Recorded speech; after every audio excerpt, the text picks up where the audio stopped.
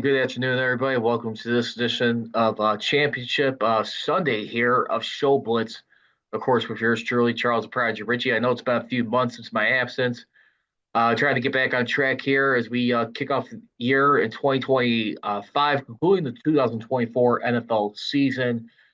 Today, on this edition, we'll be going into, of course, Championship Sunday, the Final Four, if you will, of the 2024 NFL season right now, which right now is featuring, when you look at the Final Four teams that are in this contest right now, all of them are all mobile quarterbacks trying to get to the punch their ticket into New Orleans, Louisiana for Super Bowl 59, which will begin in 2 weeks on Fox. That will be on February 9th. And of course, you guys could definitely, ladies and gentlemen, continue to find me on social media on X at Masteel CGR and on Instagram at Masteel Nation. We're going to be kicking off in just a little bit here on this championship edition. But starting off real quickly with the NFL coaching carousel right now, as we look at before we get into the games.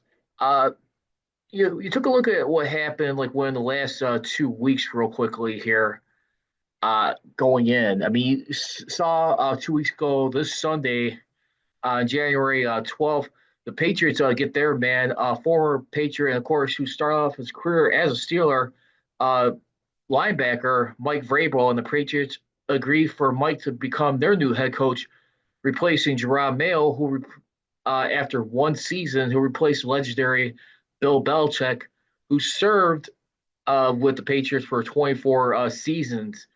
Jerome Mayo, you saw in the season right there where he had two stretches in this season at the beginning after their first victory, and then towards the end of the season, which included being shut out in the month of December, two 6-game losing streaks right there. And I think Robert Kraft, who's seen enough right there, knows the desperation what they did ever since Belichick was definitely arguably had a huge hand in most people's eyes of expediting the exit of Tom Brady, and they have not won a playoff victory since their last Super Bowl, which came versus the Rams.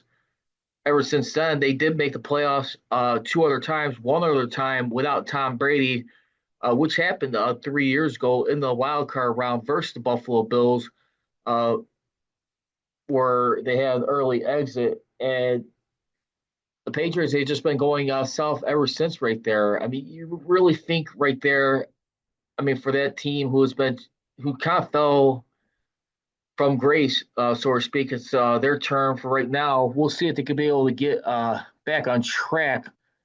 I mean, the dynasty they built up together right there, and there's a documentary on Vice TV featuring, I believe, it is Brady versus Belichick, who's more responsible for the Patriots' success. But remember, back in those years right there, I mean, ever since moving on from Brady, they tried Cam Newton, even Mac Jones, who they drafted in the 2021 NFL draft, first round, 15th overall.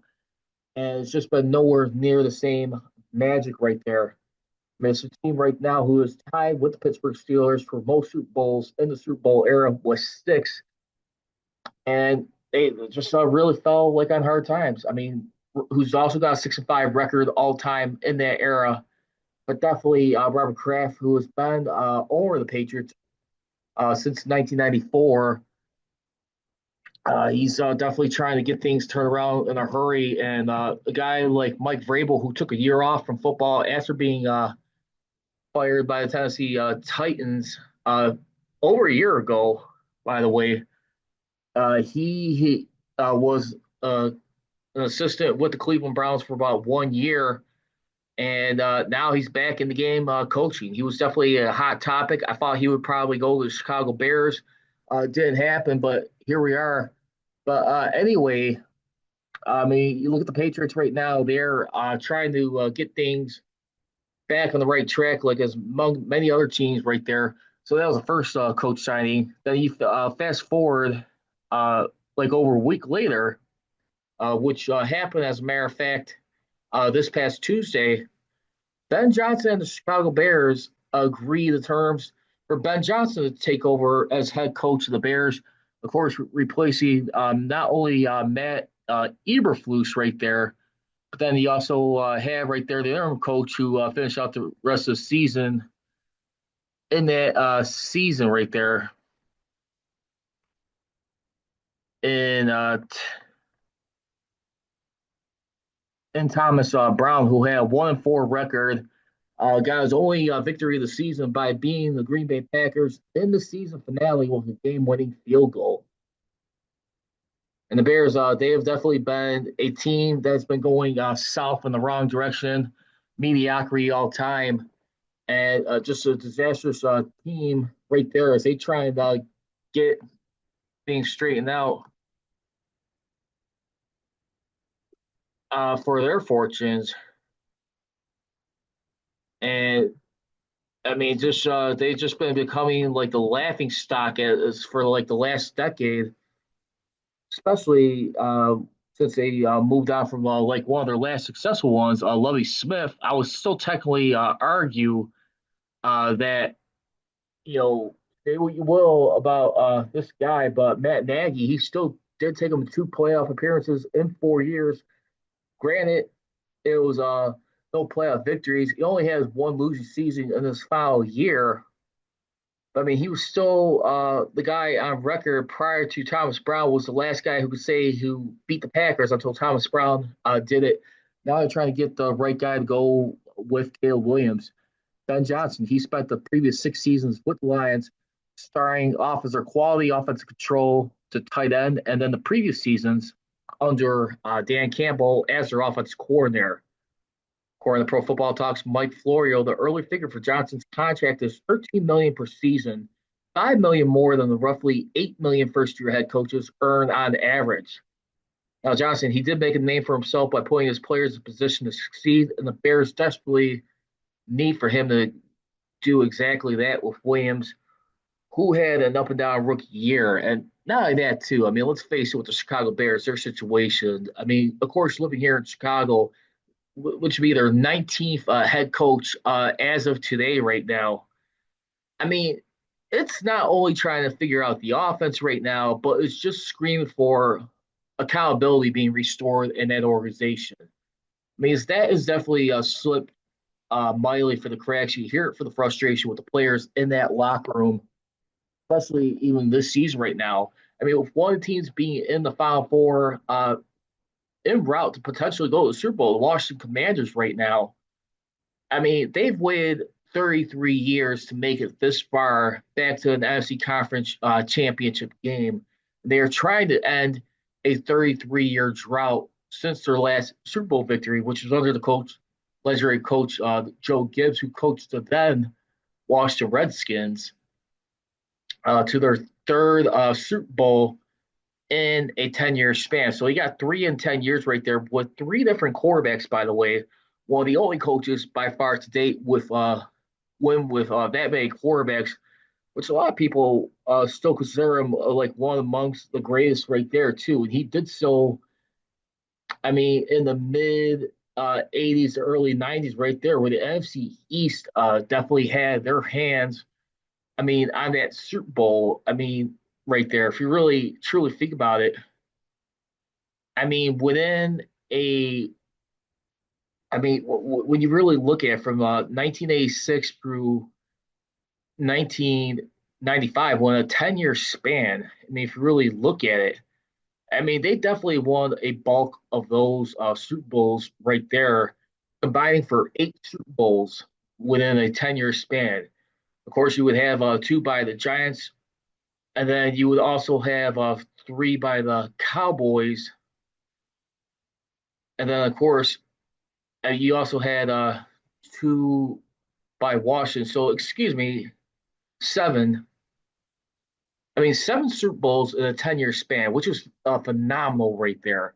So I mean, that time period for when defenses were played. I mean, that division was truly the beast of the East right there in that 10-year run. I mean, definitely had their hands on it. I mean, for the most part.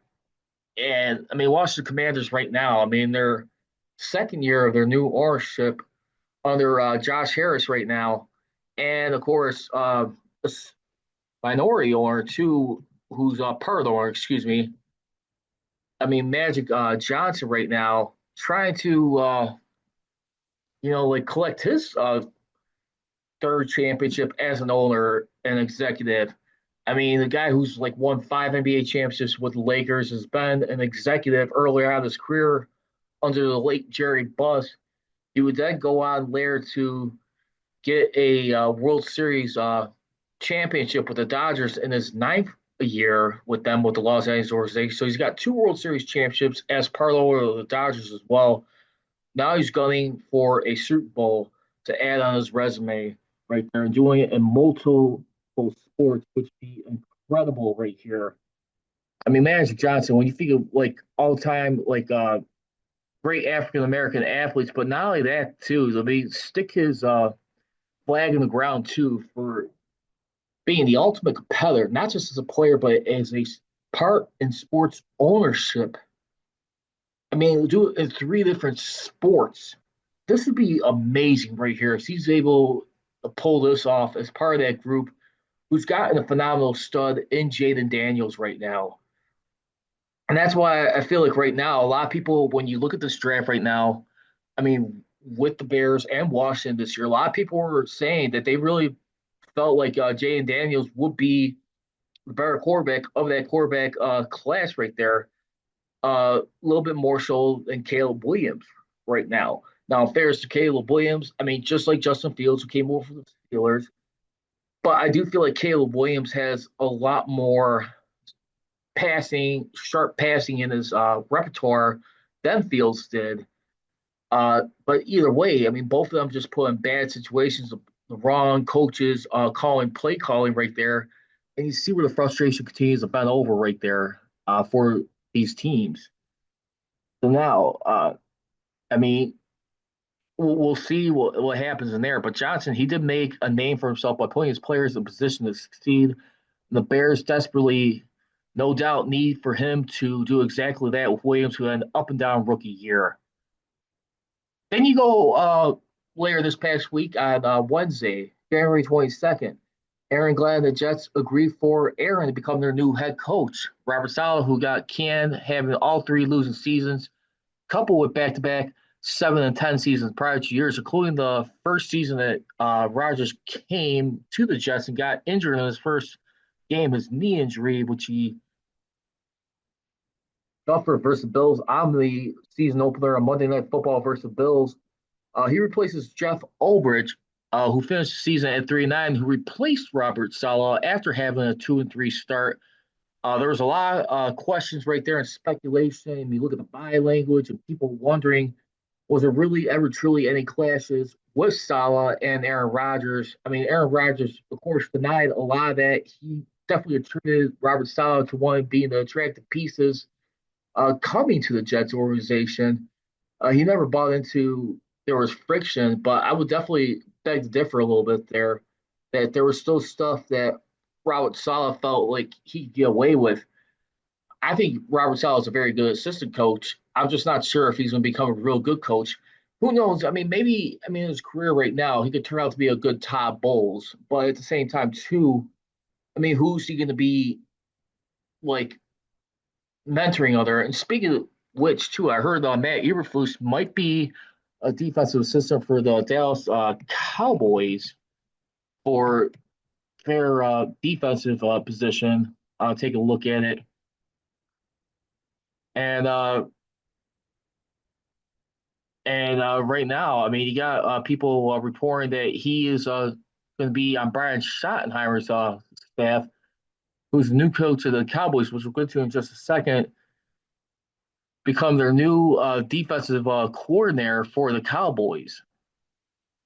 But Aaron Glenn right now, like I said, he knows what it's like to be a Jet, to deal with the media circus and filter out criticism.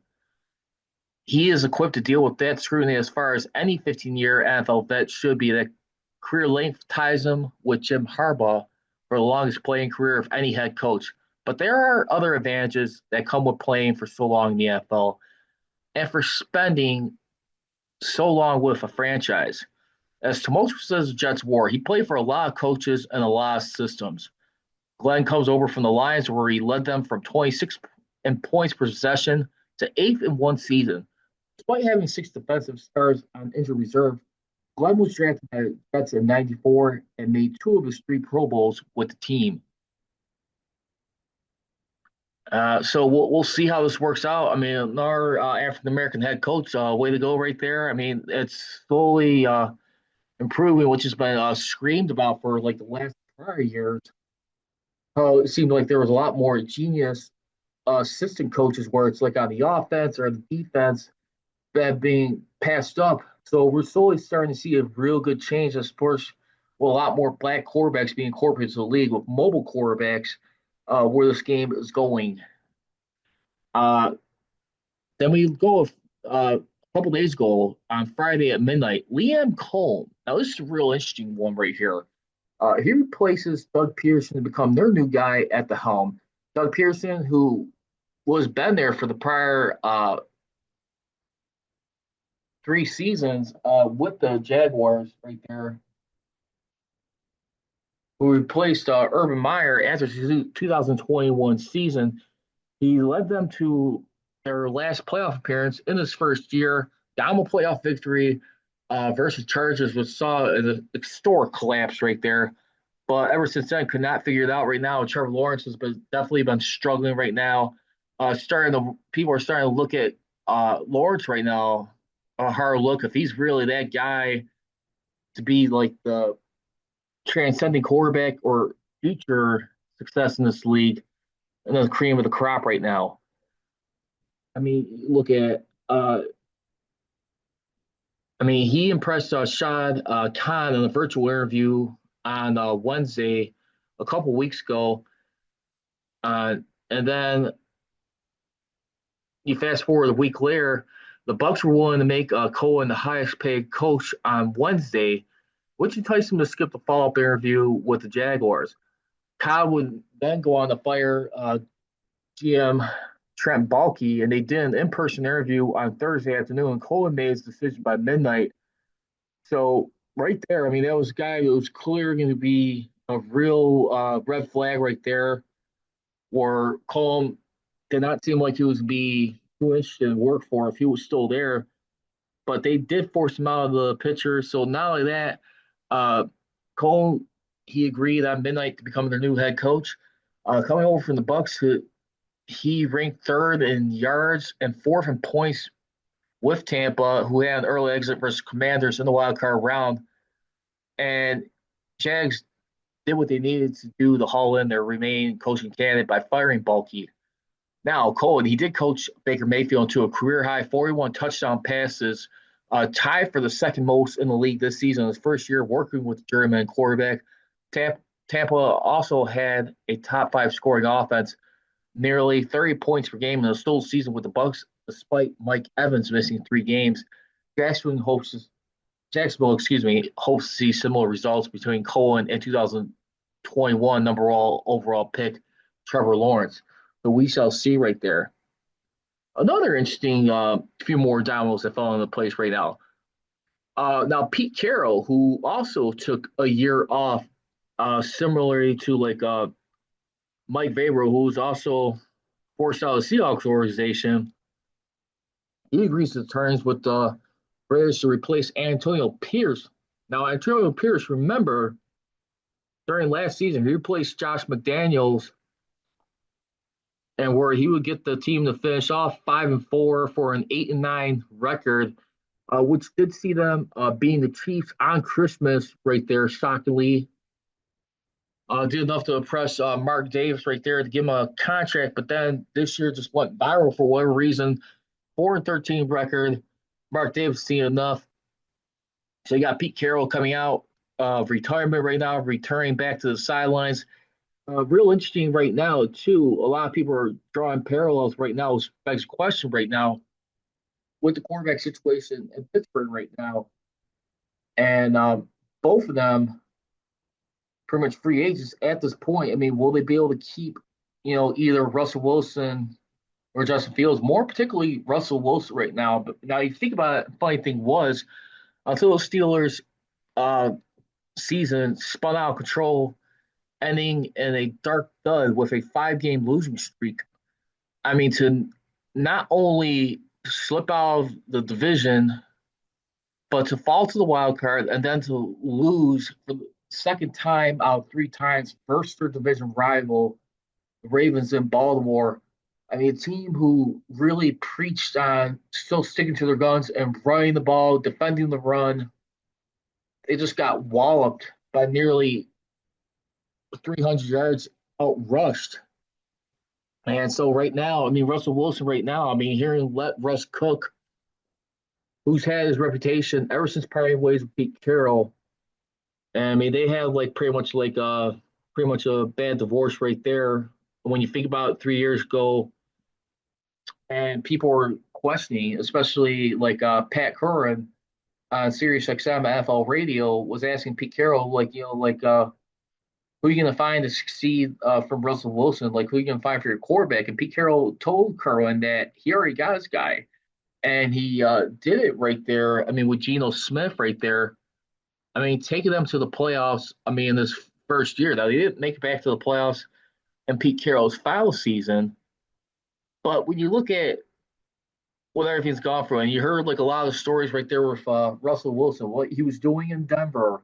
How he's having his own private training sessions, his film study, his therapies or whatever. Distancing himself from the team. Then Sean Payton came over after taking over for Nathaniel Hackett. I mean, who then rehooked up with his buddy Aaron Rodgers, and who went over to the Jets, who became their offensive coordinator, but then got demoted pretty much. And you look at it right there, and he comes over to the Steelers right there. It was still a question of like who was being a starting quarterback. Mike Tomlin did acknowledge he was going to give Russell Wilson because of his pole position, his veteran experience, by the way. And you saw how Justin Fields did in his first 6 starts. He won 4 of his first 6 starts, having a 4-2 record. And then you saw Russell Wilson came in the rest of the way to have a six. I mean, when you really look at it, I mean, a 6-5 record. I mean, the rest would finish out the losing. I mean, the rest of the regular season, and plus another loss in the playoffs, which brings us 6-6 right there. So they got some decisions making. Russell Wilson and his wife seems very happy in Pittsburgh. He still feels very optimistic. He wants to finish his career out there. He believes they'll have some negotiations, but I'm not so sure about that right now. I mean, that is still real speculative right now. I mean, the question is, I mean, if you sign a guy like Russell Wilson right now, I mean, who's definitely, I mean, made his career earlier on under Pete Carroll in Seattle. I mean, of course, it was more so the Legion of Boom that made that special. But I mean, still, I mean, Russell Wilson right now, when you look at it, who's going to be turning 37 years old by November 29th of this year. I mean, he's a guy right now who's going to be in limbo. And you gotta believe right now. I mean, Mike Tomlin is definitely a real popular coach these days for players to play for, but Mike Tomlin right now is also in the middle of a road of his career, as insanely as it sounds, for a guy who's had no losing seasons. But a guy right now, people are really starting to question, like, is he really that great enough for become a cream of the crop great coach where you're winning games consistently, deeper runs in the playoffs, if not another Super Bowl or two. Now, a lot of people would argue that he's not given the proper personnel that he needs to work with. I'm not so sure about that, but I'm definitely going to hash that out towards the end of this show here. But right now, it is definitely very up in the air. It's just nothing but ugly at this point, if you ask me. And I just think Pete Carroll right now, I think definitely him and Russ, they could definitely patch things up. And I can see him going over to Las Vegas Raiders. yeah, I got like Tom Brady right now. I mean, that's another one who's like real interesting right now. I mean, you really kind of like start to like wonder about him, like his broadcast career going on with Fox, how much he really wants to stay in there for the long haul. But anyway, I'm not really too convinced right now that he's going to be sticking around ending his career in Pittsburgh. Russell Wilson. I mean, the Steelers they definitely desperately need, as we all know, a mobile quarterback. I mean, with today's game, they need to rechange their philosophy on offense. I mean, I just don't see how you could justify keeping their offensive coaches right now. I mean, Arthur Smith, I'm still willing to like see how he does one more season, but Terrell Austin on defense, I'm not so sure if I want to keep around. I mean, Mike Tom right now, this is what happens when he starts to become too loyal to his assistants and too loyal to organization. We see like loyalty. I mean, the late Buddy Ryan said, I mean, loyalty can definitely work both ways, but has more of a tendency to work down than it does up. And that's the problem we're having right now. So, I mean, Mike Tomlin continues to stick to his guns, okay, but I mean, it's like you're just going to continue to be a very good regular season coach, and then you find a way to keep coming up short in big time moments and games in the playoffs. Cannot be having it anymore. And a lot of fans are definitely sick and tired of that. And you gotta really start looking hard in the mirror. What's he really doing here to like improve these situations? I don't know. But anyway, it definitely I could definitely see where he could be a bridge quarterback right now. Tom Brady, like I said, who's definitely confirmed with Colin Cowherd that he doesn't plan to step away from broadcasting, but that could still be questionable down the road. Who's got as a consultant with the Raiders right there. I mean, I'm not so sure if he really wants to sit down in the booth for the long haul. I don't know. But for him to like recruit Russell Wilson over to the Raiders and be like a bridge quarterback until they find their guy, they haven't had a quarterback in forever. I mean, maybe since Derek Carr, but I mean that's still kind of like another good passer, but a guy right there, you see what he's doing with New Orleans Saints. He's just not the ultimate winner that you want. Still solid enough of a quarterback, but can you really win with the guy? I'm not too sure. But anyway, going on to the last coaching hire up to date right now, we see the Dallas Cowboys on Friday.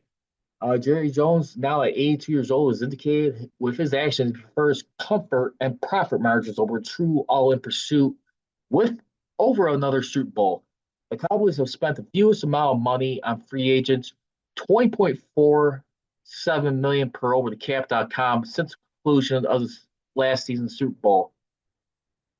The Cowboys did sign Schottenheimer, first-time NFL head coach, to a 4-year deal that will likely be one of the league's lowest in compensation, given the unique circumstances around Schottenheimer's promotion. I mean, this is another one right here. I mean, the Dallas Cowboys right now with this hire, I mean, he's going to be their 10th head coach in franchise history right there. Ninth technically under Jerry Jones's ownership after forcing out the legendary Tom Landry. I mean, who's like definitely like their football god in Dallas right there. I mean, when you look at me, Tom Landry, who definitely as successful as a guy, he's known for having the 21 straight winning seasons right there. Who had a career winning record of 270 victories and a 178 losses and six ties, winning two out of three Super Bowls right there, or two out of five, excuse me. I mean, during that span, I mean, right there. And Jimmy Johnson, after they tore it down right there and got him out of the Miami Hurricanes, they actually played football together back in their college years. But still, I mean, who led them to back-to-back Super Bowls, which should have been arguably four, maybe five in that decade with the triplets right there. Ever since then, I mean, he's only been able to have one more show for it. I mean, Jerry Jones, we know, loves to be braggadocio and always has to be in the spotlight of the media, on the interviews, promoting, wants all the attention, the credit, and here we are. Just seems to be laughable. But Brian Schottenheimer, who's actually son, uh, Murray Schottenheimer right now. I mean, Skip Bayless seems to definitely feel like that Jerry Jones is selling this off as like he comes from a well-established coaching pedigree right here. I mean, and Murray Schottenheimer's attitude was to like play not to lose, and of course, Murray Schottenheimer, who's had a phenomenal regular season here. But I mean, Murray Schottenheimer, who's got 200 regular season victories, 200, 126, 1, 613 win percent, but he's also 5-13 in the playoffs right there. And that's the biggest problem he had right there is this postseason success. Murray Schottenheimer, who's definitely been named Coach of the Year back in 2004 with the Chargers, who lose to the New York Jets in that wild card round 20 years ago. But here we are. So let's take a look at that. But anyway, which coaching hire sounds good in your opinion? I'm gonna have to say so far right now. I mean, when you look at things, I'm probably gonna have to go with. I mean, at this point, I'm going with Mike Vrabel. Only because I mean, yeah, it's one thing to have like an offensive mind in this league. I think right there, you could argue that if this is a test game, you found a way to stole the king right there from the Lions, but we'll only remain to be certain. I think Mike Vrabel, like soon will give this Patriots the spark they need. What they're looking for is organization to return them back to sustainability. I mean, definitely Belichick protege. If you really think about it, I mean, not just as a player, but I mean, just the mindset right there and what this organization needs badly. Sorry, man. I was trying to knock on a door back there, but you don't have a door. Knock it down. So, I mean, I think he'll definitely be a wonderful fit right there. So that's going to conclude for this edition here of the coaching carousel. Now let's go ahead and wrap up here. I'm going to make this one a little short here for about another 15 minutes or so. We're going to cut off. But going right now, Championship Sunday right now. We got the Final Four teams right now, beginning with uh, the 3 o'clock Eastern game with the Eagles hosting the Commanders. That game will be on Fox right now. The Eagles will be looking to make it back to the fifth Super Bowl appearance as they are 1-3 in the Super Bowl, including 4-4 in the NFC Conference Championship games. The Eagles, according to BetMGM right now, are favored by 6 points, are predicting an over-under of 47 points combined. So 6-point underdogs, not too bad for Washington to be underdogs by that much. So looking to be a pretty close game, which definitely be disappointed if it ain't. The Mariners will be looking to get to their sixth Super Bowl appearance. They are 3-2 in that game, 5-1 in the conference championship game all time. With their lone loss coming back in 1986 when they visited the Meadowlands in New Jersey versus Lawrence Taylor and Bill Parcells Giants, LT, I should say. I believe they got shut out in that one. That was definitely a real gusty win game right there where they beat them down pretty bad. And the Giants, they would go on to win their very first Super Bowl that year under Parcells' coach career. I mean, just think a year prior, Joe Theismann's career got ended at the hands of Lawrence Taylor right there. Yeah, so they shut him out 17-0. But like I said, they were looking to return to their first Super Bowl since the 1991 season.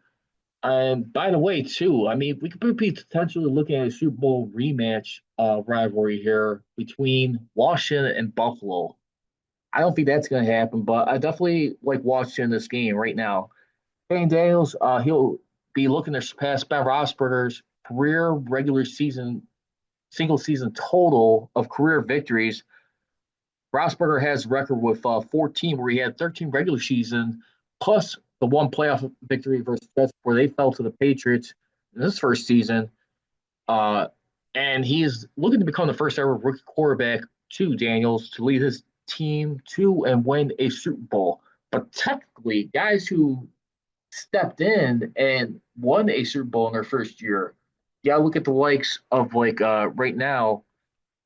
I mean, technically speaking, even though those are second years, I mean, Kurt Warner with the greatest show on turf with the St. Louis Rams. Now he became a starter basically at that following the during the preseason when their original quarterback got hurt that year. This is under Dick Vermeil's leadership. Kurt Warner, who started off in the arena leagues, I mean, he was definitely right there doing some things right there. But anyway, he came in, won it. He also, for that year, I want to say he was a league MVP that year too.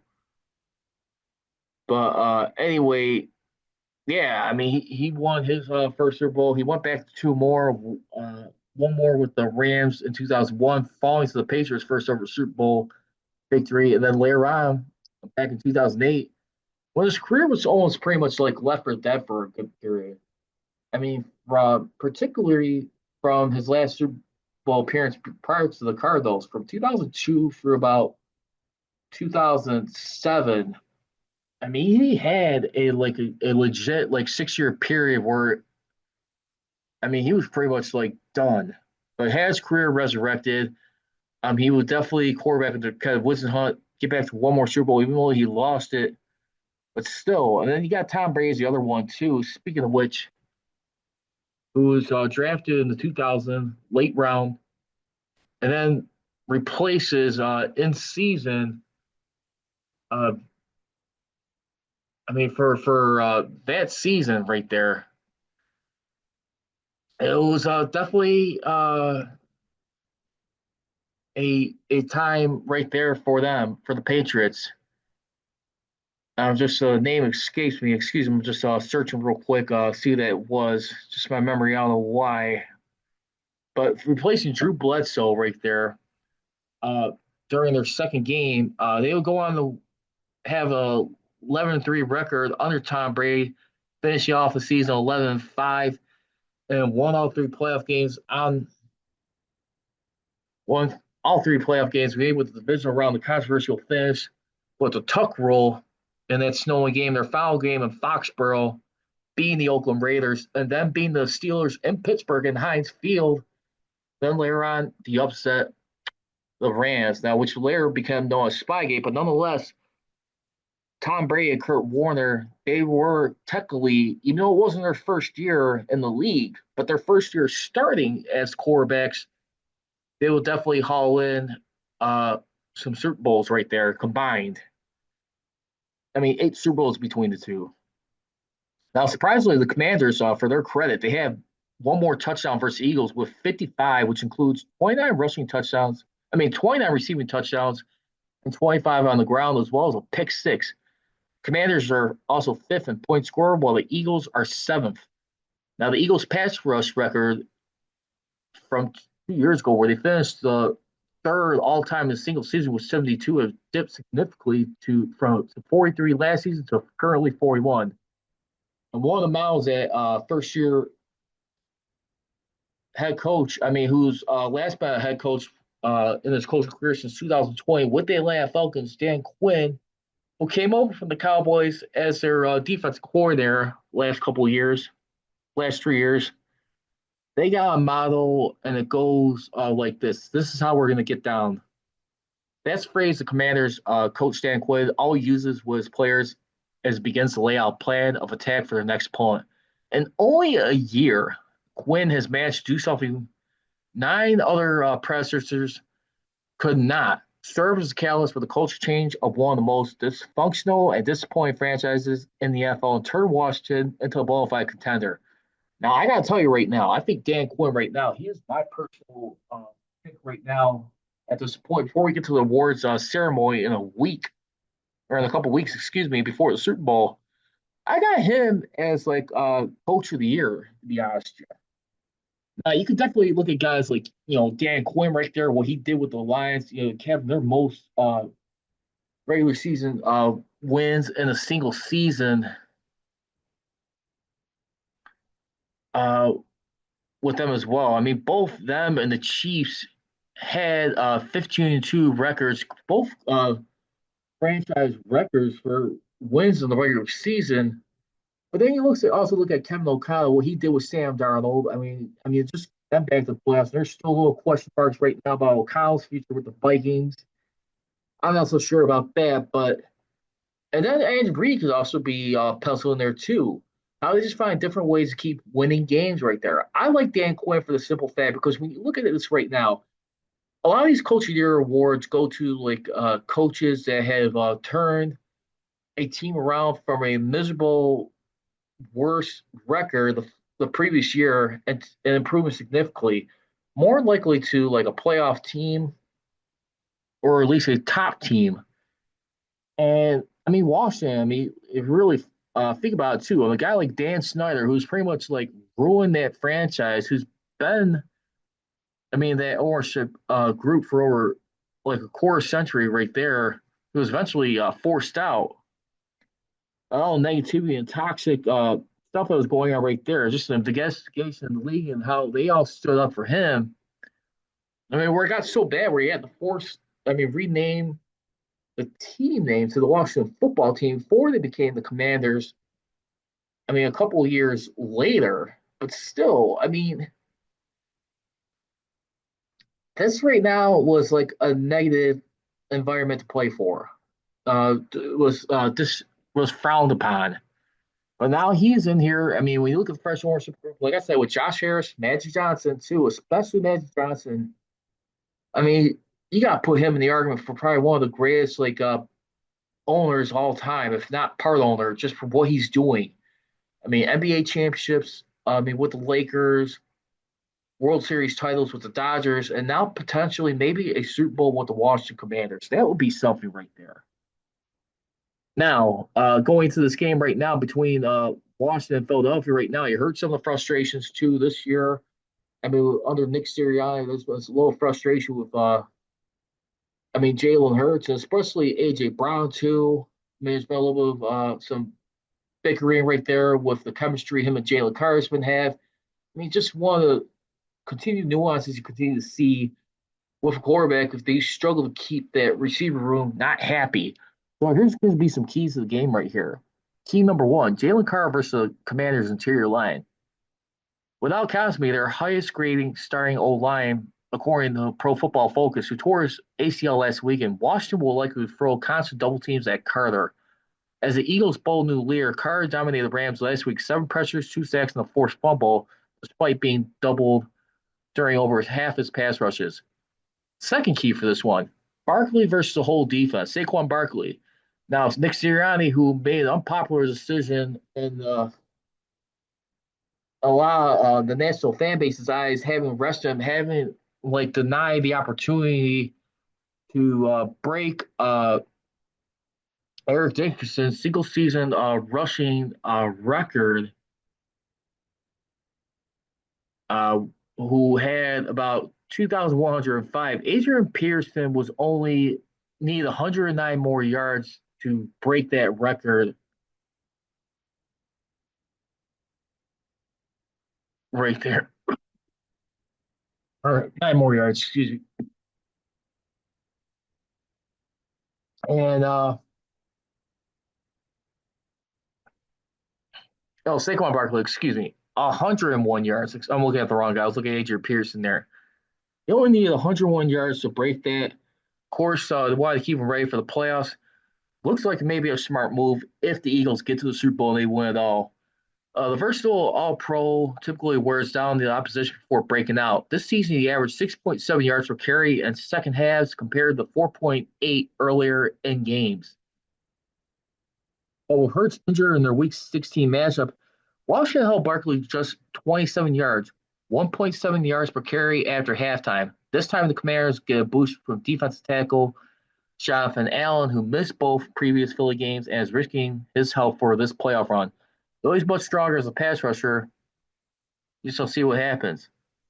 Now, the third and final key for this right here, Jayden Daniels and Washington's running backs versus Philly's linebackers. In the most recent mean, the Eagles held these running backs to 2.1 yards per carry, but that was with the after mentioned linebacker Gene recording a team high 12 tackles. He's now out with a knee injury.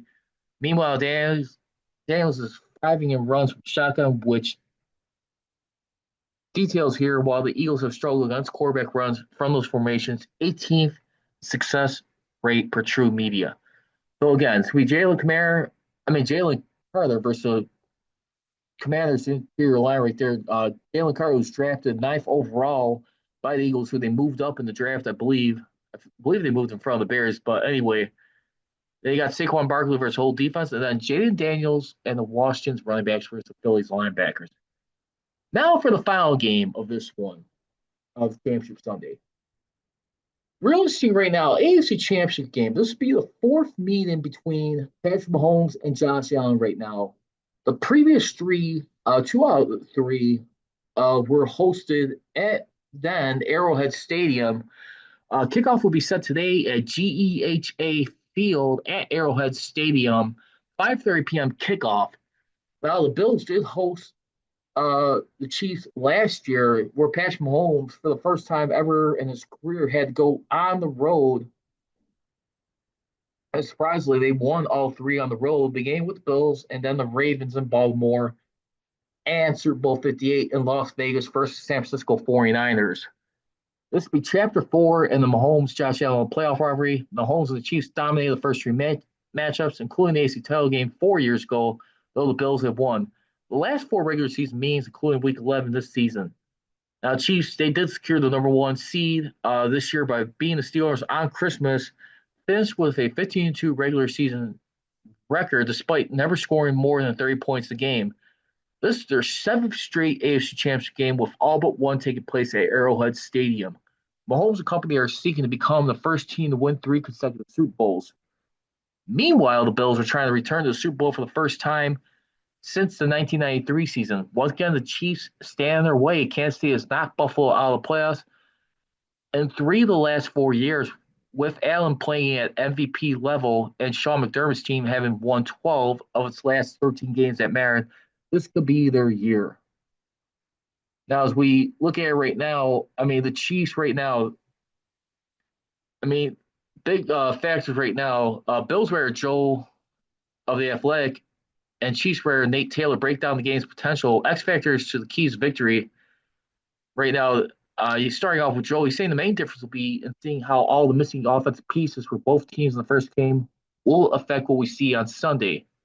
For the Chiefs, they were notably without Isaiah Pacheco and Marquise Brown, and they were in a constant state of figuring out their left tackle position before settling on Joe Tunney. For the Bills, they were without tight end Dalton Kincaid, rookie receiver Keon Coleman, and right tackle Spencer Brown has emerged as one of the best as position in the NFL this season. Now, Nate Taylor, too, also says that one difference is the Chiefs' improved pass rush. The first meeting, the Chiefs did not even touch Josh Allen. They even sacked him. The lone quarterback who eluded the Chiefs in the regular season when Coach Andy Reid played his stars. Chiefs expect Chris Jones to generate pressure on Allen from the interior, which could lead to negative plays produced by defensive ends George Karlaftis and Charles Omenihu. Arrowhead Stadium crowd should help the Chiefs too. Allen, the Bills' offensive line, will have to operate with a silent snap count, which was not the case at Highmark Stadium. Mahomes is 3-0 against Allen in the postseason. What's the key for each quarterback to succeed? We shall find out about that, but I'm going with this one right now. Kansas City Chiefs. And I just think for the biggest reason, why is going to be their defense. Just their defense. They always just find a way to make crucial plays. I mean, at right moments right here. I mean, whenever you feel like they're gonna have teams that are gonna be scoring on them, making threatening drives, they find a way to shut down. So give me the Chiefs in this one, and we'll see about this one. That's gonna do it for this championship edition of Championship Sunday. Give me the Chiefs versus Washington for Super Bowl 59. I'm Charles Prodigy Richie, signing out.